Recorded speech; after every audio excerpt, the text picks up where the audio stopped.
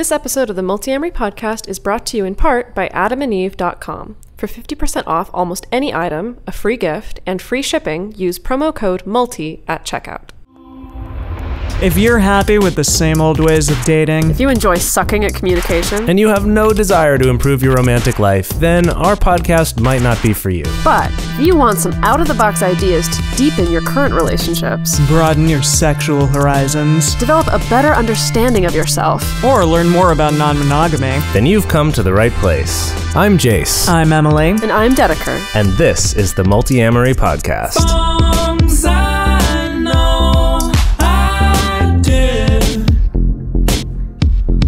forcing me to form myself to fit. On this episode of the Multiamory podcast, we're talking about supporting your partner through a breakup.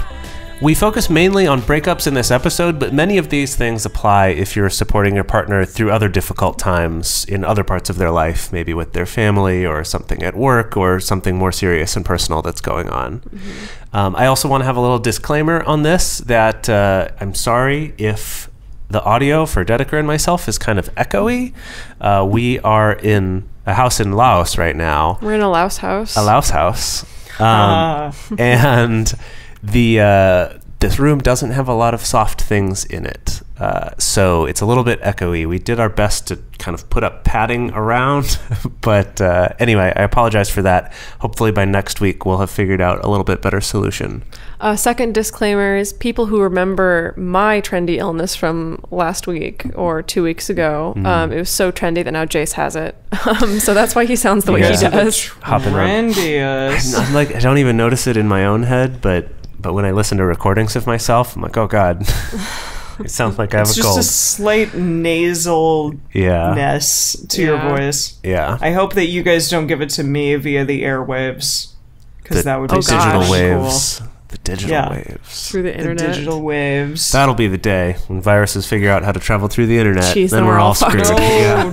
Oh, don't say that shit. Could happen. Oh, man. Anyway, so this episode it's a topic that comes up a lot actually, but doesn't get discussed very often. There's a lot of, we've done episodes on breakups in the past, how to handle breakups.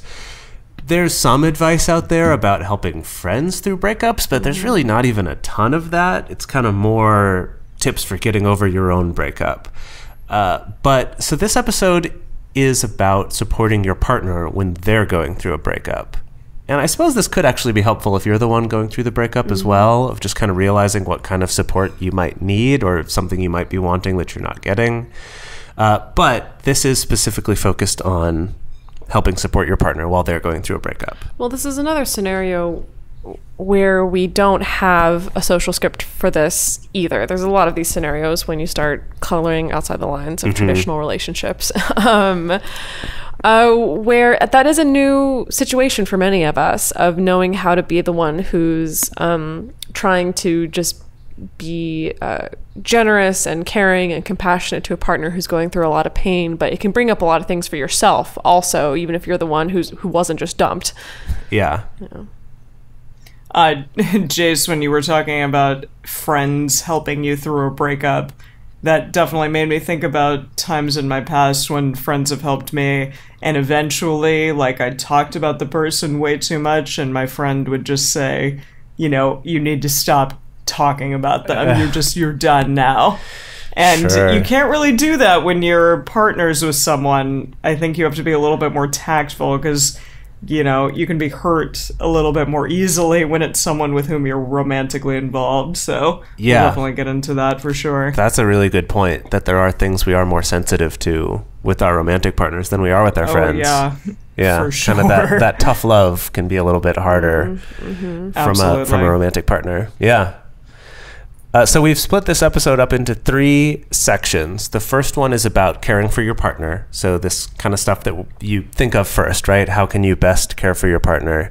And then we're going to talk about caring for yourself, because it can be challenging. It can bring up some feelings when you're trying to support a partner through a breakup. And then finally, some tips about caring for your relationship, how to keep your relationship going strong and communicating well, even while dealing with something difficult in one of your lives. Yeah, so all three of us have, in some capacity, had to support the other person going through a breakup with another partner. So we've done that, you know, between the three of us. We've done that with other partners, outside partners as well. And we were talking about this ahead of the episode, and I know that what's been really surprising for me whenever I go through a breakup is, I mean, people always talk about how regardless, usually it's kind of a mourning period, right? Or a grieving period. You know, even if you were the person who initiated the breakup, that often there can still be this period where you're grieving the loss of this relationship, the loss of this connection, the loss of this person in your life. And I feel like, at least in, you know, pop culture psychology, we're pretty familiar with the 5 stages of grief. Which are, name them with me. Denial? Denial. Yep. Yeah, denial. Bargaining. Anger. There's anger. The depression. Depression. Acceptance. And then acceptance. Well, okay, that's not the order that they're normally put in. What is the order? Well, this is the thing, though. Us. The order actually doesn't matter because they found that people don't actually really go through it in this nice, neat little stage. It's not like it's, oh, first it's going to be depression, then denial, and then, you know, that it is just like 1, 2, 3, 4, 5, so easy, that often people hop between all 5. Right. At different intervals. You may accept something What? after a while. Yes, you may accept something after a while and then go back to being angry or depressed about it. You may wake up one day and feel like, oh, I'm totally over this person and I feel good, I feel great, and I totally have acceptance. And then 2 days later, you know, something triggers you that reminds you of something that you miss, or something triggers you that reminds you of something that you're really pissed about still about that relationship, and then you're kind of back in that same emotional state again. So I think that's something that's very important to be cognizant of, is that your partner may go through some very, very different emotional states as they're processing this relationship. And they may be angry one day, they may be bargaining the next day, as in bargaining, maybe trying to get the relationship back, or trying to think about ways that they can change themselves to get things back. Then may slide into depression the next day. You know, it can go through all 5 at kind of random order. Yeah, definitely. I think the bargaining can also kind of look like trying to justify why they needed to break up, or trying to, if they were the one broken up with, trying to kind of rationalize and justify why their partner broke up with them, why it is or isn't their fault, right? These sorts of things. It's kind of trying to rationalize something that you can't really just rationally explain away. Yeah. Well, and it can become kind of all-consuming for a while. I mean, if your emotional state is dealing with all of those different things at once, I guess it can kind of become all-consuming for not only the person who's going through it, but then the partner who's potentially having to deal with it in addition. Yeah. And that can definitely become really difficult. Yeah. So I know. Sorry, go ahead, Em. Oh, no, just with that, I mean, I want to definitely, when we were talking about this before, I want to stress the Triforce of Communication. Can we refresh what that is for people who might be just joining us on this episode? So the Triforce of Communication is basically a way of breaking down the 3 purposes of communication, and by understanding these 3 different purposes will help you understand the best ways to respond to people if you know which part of the Triforce they're going for. So number 1 is sharing something purely to connect with someone. So this is just telling a random story about your day, whatever it is, and the sharing response... details about yourself. Right. Yeah, about, oh, this is what I used to do in the summers as a kid, or, right, any kind of just casual sharing to build intimacy is the purpose. Triforce number 2... I summered in Maine. Yeah. Summered in Maine, my cabin. What? I don't know. Yeah. That's what it sounded like he was saying. Summering is a weird thing to say, yeah. Yeah, it is. You're not that posh. I'm not that posh, no. So Triforce number 2 is when you're specifically looking for either praise or support. Acknowledgement, empathy? encouragement. Yeah. Acknowledgement, empathy. But what's important is that you're not looking for suggestions or advice. You just want support or acknowledgement or praise of like, wow, that's amazing that you did that thing. And then number 3 is when you are looking for advice or to solve a problem or to figure something out and you want help with that. So I knew them all. I just didn't like skipped the number communication one was the blurry one. Right. I knew about the empathy and I knew about the asking for something. Yeah. But the communication also occurs. Well, Okay. so the reason why this is so important is if your partner is sharing something with you, maybe about the breakup or about a fight they had with this particular partner or whatever, you know, maybe they're sharing like, oh, and she said this to me and then she said that to me and she wants me to do this. And if you rush in, well, you should do that. You should say this to her and you should do this. When maybe your partner was just looking for, again, some empathy, you saying, wow, that really sucks. Wow, that sounds really difficult. I'm sorry you're going through that. Or vice versa, if your partner's coming to you expecting some kind of concrete advice from you and all you give them is like, wow, that really sucks, then they're going to be disappointed. And so obviously it's great if your partner knows about the Triforce of Communication or something akin to it so they can ask specifically. It's something that I use a lot in my relationships where I'm like, oh, I'm going for Triforce number 2 right now, or no, I'm going for number 3 right now. Or you can also ask, even if your partner isn't aware of this. You can very purely ask, are you looking for support right now, or do you want my advice? And that can be just a really simple way to be able to give to your partner what it is that they need, ideally without, you know, pissing them off and making assumptions about what it is that they're needing from you. No, I mean, this is an assumption, but I've found a lot of times in my relationships with male-bodied people that they go straight to Triforce number 3 and say, like, I need to fix this. So, especially in this sense of, like, well, I'm upset about breaking up with a partner, that they're like, well, you need to do X, Y, and Z. Right. And maybe that's a big assumption to say that it's men who do that. That's like the common stereotype is that men are socialized to be the fixers and women are socialized to be doing the emotional labor and the support. The empathy, and often it does happen. I found myself personally, I'm often the opposite of that. Like I usually am the one who goes straight to what can I do, or this is what I think you should do. This is how I'm going to fix it. That's why I'm a coach. Right. So for Dedeker and I, it's the opposite of that. That more often she's, you know, if I'm expressing something that I'm upset about, she's like, okay, what can I do to fix this? Like, tell me what you need right now. And I'm like, I don't know. That's not the point of this. I just want support. I want caring. I want acknowledgement. You know, I want to be told, oh, that makes sense. You're right. That I think that part of understanding the Triforce of Communication can also be identifying what it is that comes more naturally to you, whether it is giving advice or giving support, and maybe learning a little bit about, or just watching how other people give the other one that doesn't come as naturally to you, to kind of see, oh, okay, these are some ways that I can give that and develop actual skills. I think it could be a way to look at it. We like to be pragmatic about our communication techniques here on Multiamory. So actually using it as a way to identify where you could learn more skills and get better. Yeah. I think Jase and you and I are pretty empathetic / emotional. Yeah, I think Dedekers. we're both a little more Triforce 2 types. Yeah. Nothing got done. Right, nothing got solved. No, that's not totally true. So, yes? Yeah, well, I just want to move us on to the next one here. Yeah. So this one actually comes from some techniques for supporting a person who has been through something like abuse or sexual assault or something like that, which might seem at first to be much, much more serious than just the breakups that we're talking about on this episode. Although, who knows, those things could have been involved in this breakup. Yeah.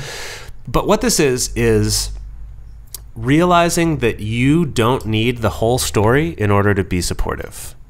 And this one, especially for some people, is really hard to let go of this need to know everything that happened and know all the details of what went down. And I think that we somehow think it will help us support better if we know the whole story and we know what it is. But unfortunately, there's 2 big problems with this. One is just that you are then not providing a refuge or an escape, and instead are kind of forcing this person asking them to relive it. Right, they're having to relive it more. And if you also then multiply this by all of the people in their lives trying to support them, they might be having to relive this a ton during a time when they would like to just be getting support and getting a little escape while they're processing it, and they might not be ready to talk about all of it, and they may never be, and that's okay too. And then the other part is that often when someone is asked to recount something, and I think this one really does apply to breakups, is you start to feel like, oh, I need to spin this a little bit to justify why I broke up with someone, or to spin this in a way so that I don't look like the bad guy if I was the one who was broken up with. And again, it's not providing a space where you're getting the emotional support that you want. That is just that Triforce number 2, unconditional, gosh, I support you. That sounds really hard. No matter what happened, I'm here for you. That sounds really difficult. So anyway, in both of those ways, that this not needing to really pry for the whole story or get into all those details unless that is what someone wants to share. And I know that for myself, when I've gone through some difficult things that have also been a little bit embarrassing at the same time, which I think can come up in breakups or in some of these situations, it takes me a while before I'm finally ready to get into some of those details. Maybe not even specifically embarrassing, but just vulnerable, right? Sure, maybe that's a better way to put it. Yeah, vulnerable. Because somebody breaking up with you is vulnerable, right? Somebody rejecting you is vulnerable. Yeah. So sometimes something that can happen when you're when a partner is feeling the loss of another partner is that you can kind of get a reverse sense of jealousy.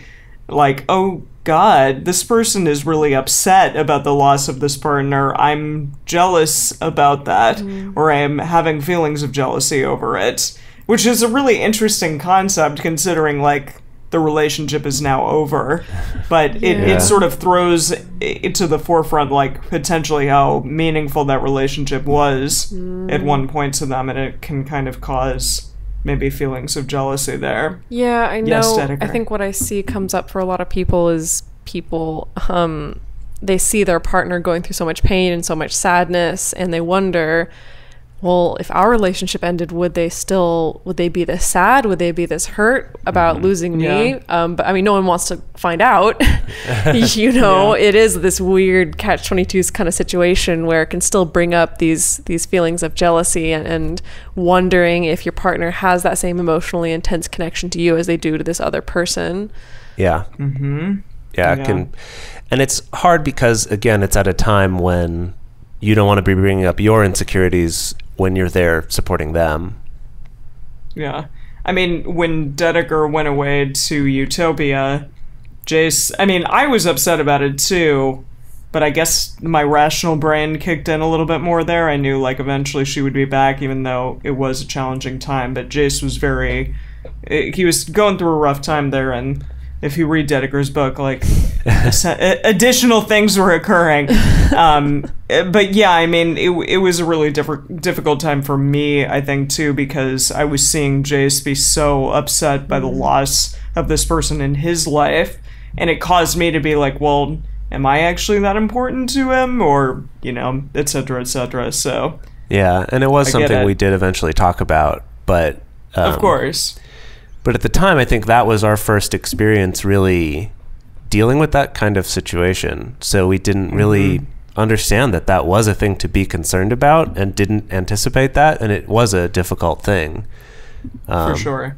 That it had gotten to this point where my being upset about Dedeker being gone was then also hurting the relationship that I still had with me at the time. So that was... I mean... not the best. It's just yeah. Well, yeah, it's challenging when it's like a day in and day out thing, and that's, I mean, I don't know.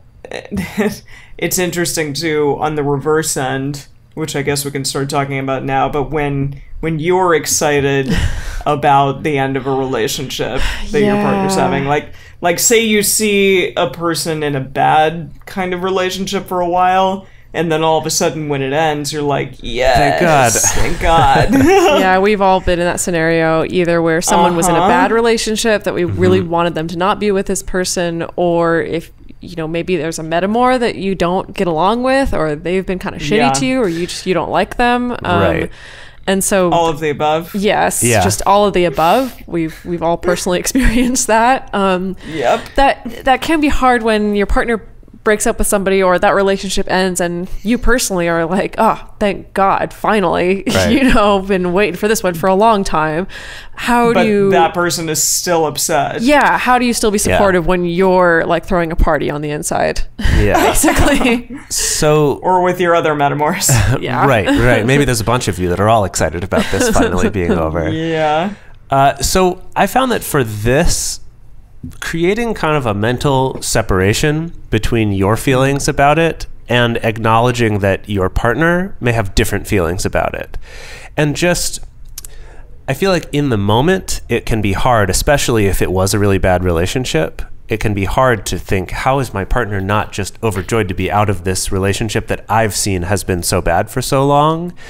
But instead, understanding and just taking this mental leap of faith to say, I know that that's not the experience when you're actually in it, and I know that they're going to have a hard time with this, and just realizing that doesn't mean there's anything wrong with them. It doesn't mean that they don't get it, that this relationship wasn't great, but to just give them their time and understand that they're going to need that to process their feelings, and not all of that is going to be joy on their part. Yeah, for sure. I just wanted to add something to this, is that, and I think I see this happening a lot, particularly with people who are just friends wanting to support another friend through a breakup, that it can be very easy to try to be supportive by vilifying the ex, essentially. Interesting. And this is almost like the other side of this. Yeah, and that's something that we go into very often where, you know, I mean, Emily and Jase, like, didn't you guys kind of experience that? Or after you guys broke up, even though you guys were still friends and still had a relatively good relationship, that your separate friend circles would try to kind of disparage the other person? I feel like I remember you guys talking to me about that. Yeah, I mean, I don't know. That happened with... That's unfortunate. Yeah, I mean, that happened with Emily's, you know, her friends and family when we first broke up, as we were transitioning into having an open relationship, which then, you know, became a polyamorous relationship and all of that. That definitely came up, where they were quick to jump to vilify me as a way to support Emily, which then unfortunately made us transitioning to an open relationship much harder, because then now they were already talking about what a bad person I was. And then later, when Emily and I broke up for realsies later, you know, a year and a half, 2 years later, then I did find that in trying to just get emotional support from some of my friends, that they would want to jump to this, oh yeah, geez, Emily, that jerk, or whatever. Or maybe even like people asking questions of like trying to get to the bottom of what the other person did wrong so that they can then hop on that. Yeah, of kind of what, and it was this tough thing of having to be like, no, it's not like that. Like, I'm sad about it, but I don't think she's bad. We're still friends. I'm still upset. I'm still hurt about it, but it's not right. Do you know what I mean? It's this tricky distinction between someone doesn't have to be the bad guy to have hurt you. And I think that's the same with your metamors or your partners. Yeah. Like, maybe they've been hurt by someone, but doesn't have to be. Well, yeah, no, someone doesn't have to be the bad guy for you to feel hurt. Right. There's a distinction between someone hurting you and you feeling hurt. Sure. Yeah. But I think I wanted to address that just because I know that there's probably a temptation there where if your partner just went through a really bad breakup, that even if they are disparaging, you know, the person that they just broke up with, maybe hold off on jumping on that train also. Just because, as we mentioned earlier, your partner's probably going to go through a variety of emotions, and the next day they may not want to hear you calling their ex a bitch when they're in the more mourning phase and like being sad about the things that they miss. Maybe when they're in the angry phase, they're like, yeah, totally. But maybe not so much, you know? So just to be aware of that maybe is not the best default tactic to go to in trying to support your partner. Yeah. Yeah. So I feel like we've transitioned a little bit here into some things to be aware of for caring for yourself, and we're going to get into that after a quick little break where we talk about how you can support our show and help us to keep doing this. And the first and foremost and best way is to support us on Patreon. If you go to our Patreon page, which is Patreon, patreon.com/multiamory, you can choose to pledge a certain amount every month to help keep us doing this show, which we do for free out of the loving kindness of our hearts. And if you support, we have some reward tiers where we have a private Facebook group at the $5 and up level, which is a really awesome community for getting support, which is going to come up in the next topic here on caring for yourself. And then we also have a monthly video discussion group at the $9 a month level. But even at $1 a month, it still helps us to keep doing this show, keep spreading the word, keep expanding this, doing more live events, all sorts of stuff that as we're gradually growing this. And when we hit the $1,500 a month level, we're also going to be offering transcripts of all of our episodes, which is something that's been requested for a long time. And we're excited to be able to offer that. So that's patreon.com/multiamory. Another thing that you can do to help us out is just take 2 minutes out of your day and leave us a review, either on iTunes or Stitcher. As I said, shouldn't take too much time, but the reviews really do help us. They help us to show up higher in search results. They help more people to find us. They help us to grow our audience. So if you've been enjoying the show and you want to tell the world about it and tell us about it, because we like hearing those things too, then leave us a review on iTunes or Stitcher. And our oldest and dearest sponsor, adamandeve.com, is our sponsor for this week. So if you want 50% off almost any item, you get a free gift and free shipping by using promo code MULTI at checkout. That's MULTI at checkout. So yeah, thank you, Adam and Eve, for all that you do for us. Promo code multi. What is Adam and Eve? Shit. You didn't tell us what Adam and Eve. It's a website. You can sell condoms. She was so wrapped up on trying to get promo code multi to come out right. Yeah. I really was. I was like, fuck, it's coming, it's coming, it's coming. No, but yeah, all of that stuff. No, Adam and Eve, you can get naughty shit. And, you know, like vibrators and lingerie and awesome videos and whatever you want. Videos. Adult videos. I think you guys got a sex swing or something. Well, that is currently the free gift. Is a sex As swing. of the recording of this episode, is a free sex swing. But our promo has changed a bit over the few years that we've had Adam and Eve as a sponsor.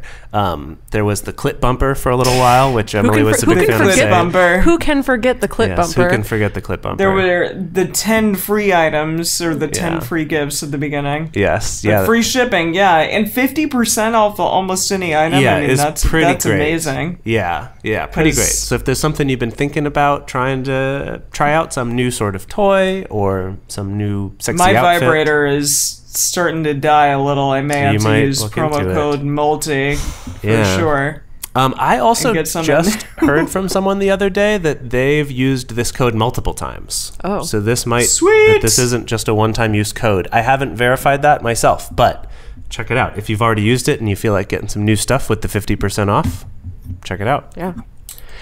Okay, let's get back into this. Yeah. So taking care of your partner going through a very difficult time like this, it requires a lot of emotional labor. And emotional labor is a topic that I want us to record a whole other episode on because it's a hot topic and it's one that needs to be talked about and is often not talked about within the context of relationships. But because you're probably going to be expending a lot of emotional labor, that's giving a lot of energy, a lot of time, a lot of effort on your part. And that can get very draining very quickly. And so that's why it's also very important to make sure that you're caring for yourself as well during this whole process.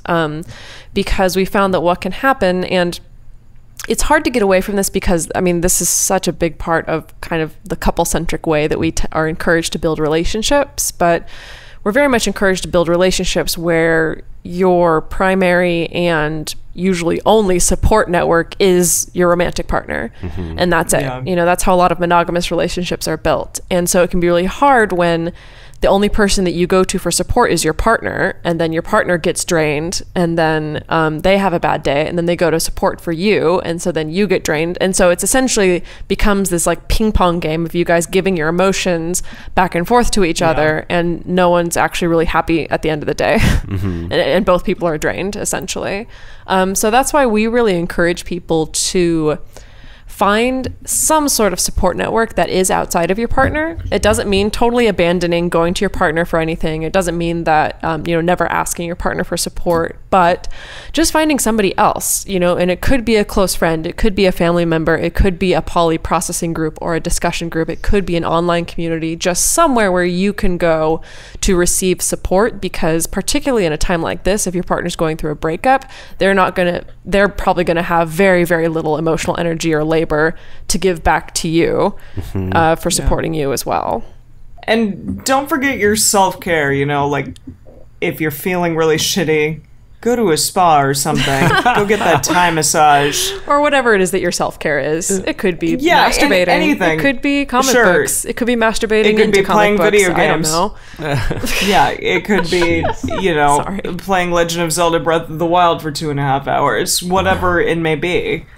I could really go for some hours of video games. I haven't had that kind of time in a while. Yeah. I know. I wish I could give you guys my Switch, but I'm still working on Zelda, so actually no. Yeah. But yeah, I mean, do that, because often it's going to be challenging to have to deal with your own emotional labor in addition to your partner's, and so sometimes you just need to take a little bit of time and veg out and do something for yourself. And that's why if you are the person who is going through a breakup right now, just to be aware of that also, that of course you're going to expect the support of your partner, but also being aware that they are not a limitless supply of support or energy. No. And so also encouraging on your side as well to reach out to your extended support network and also to do some self-care. Yeah. And it's interesting how much, I don't know, and maybe this is just a me thing, but I think that it's probably not, how much I tend to expect of my romantic partners and how much leeway I tend to give my friends. Like, say my romantic partner isn't being exactly what I want them to be in that moment, I may get really frustrated with them and really like, why aren't they doing what I want?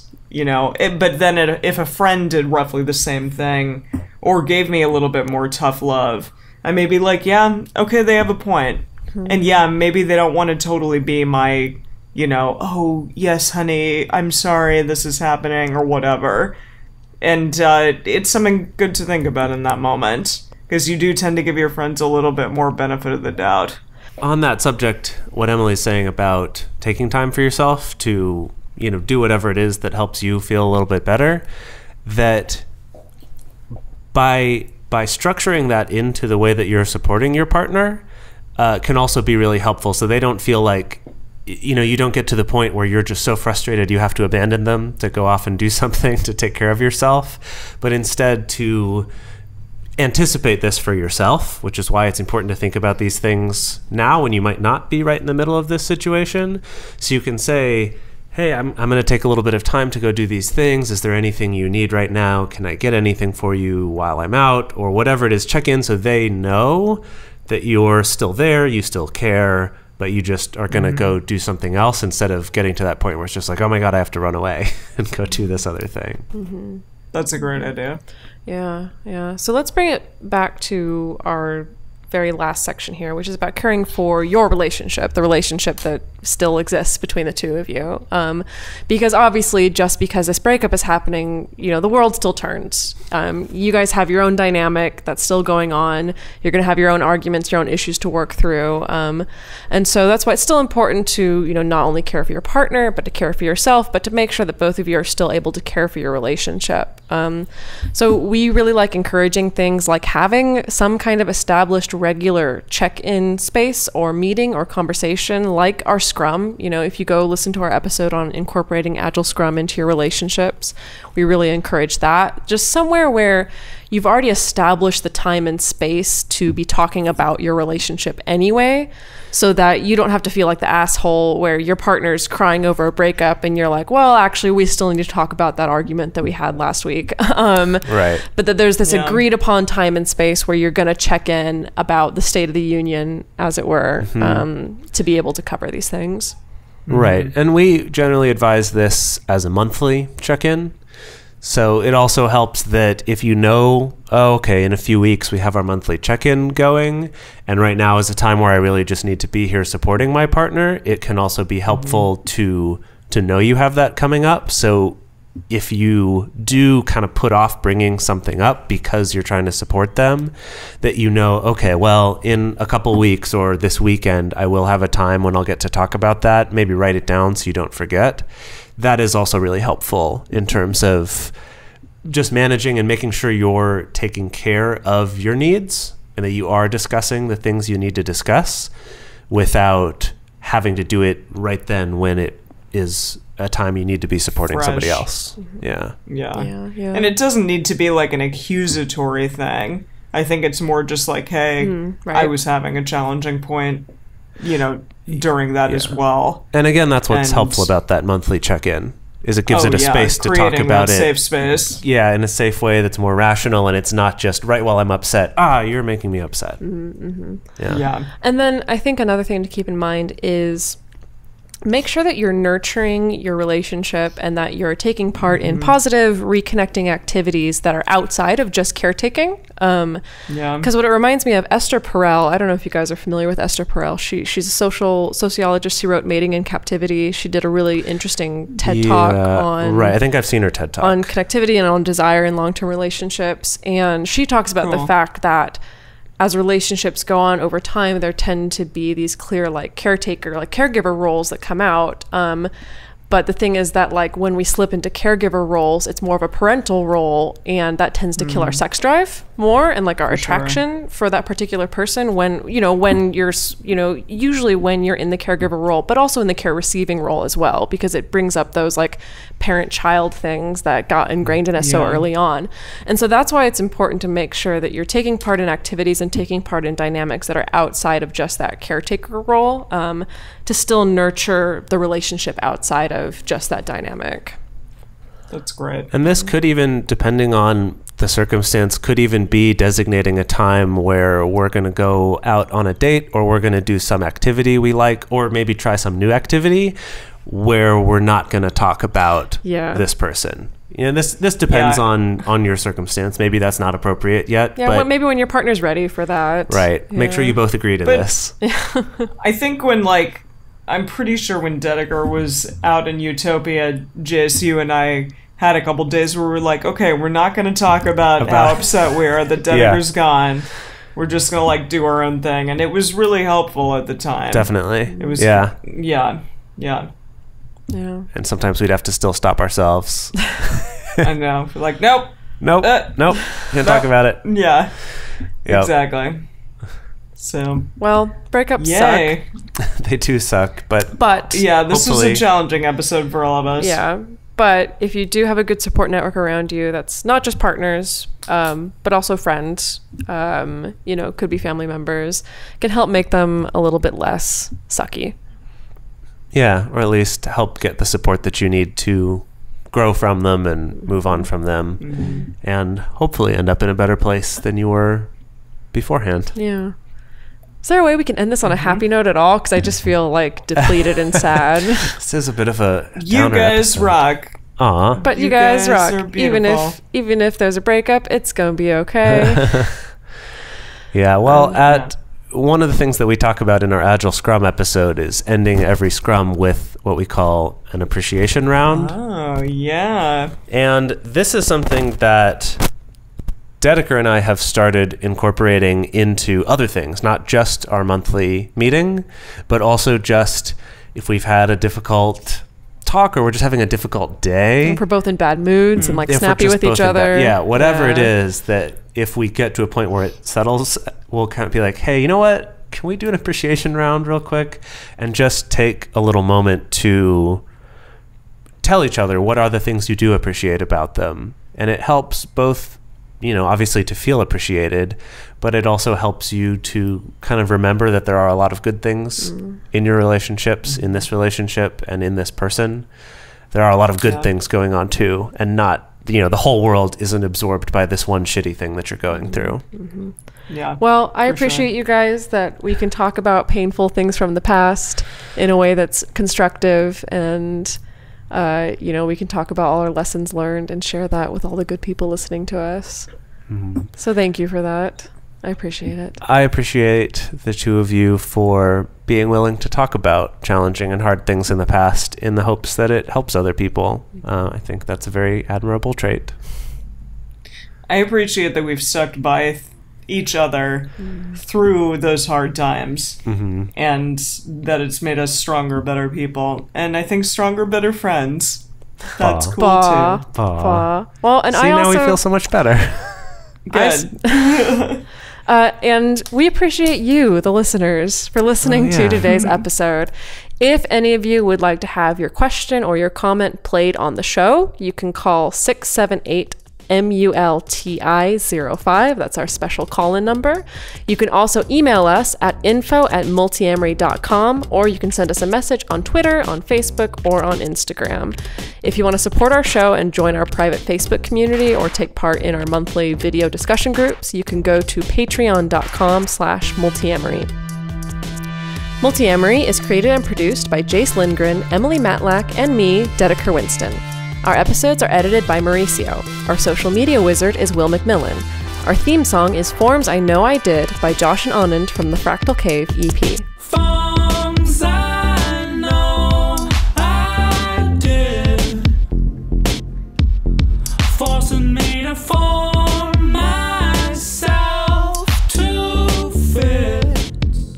I'm Tina Horn, author of Love Not Given Lightly and host of the Wire People Into That podcast. And you're listening to a Swing Set podcast at swingset.fm. World's just made